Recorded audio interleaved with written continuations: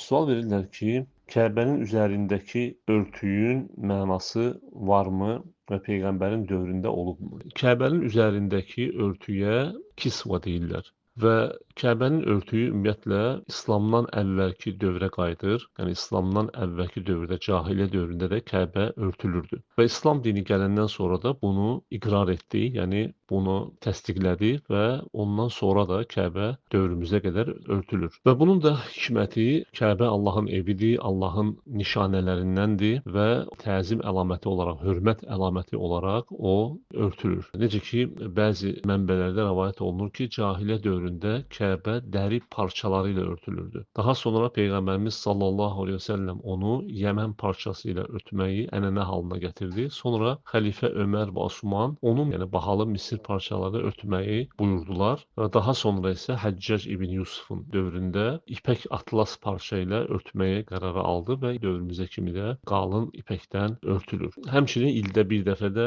dəyişdirilir və hikməti də bayaq qeyd etdiyim kimi Kəbə Allahın nişanələrindən sayılır, Allahın evidir və hörmət əlaməti olaraq o örtülür. Necə ki, Uca Allah Quran-Kərimdə buyurur ki: "Zəlikə və men yu'azzim şa'airallahi fe inneha min taqval qulub." Kim Allahın nişanələrini uca tutarsa, hörmət edərsə, bu təqvadandır.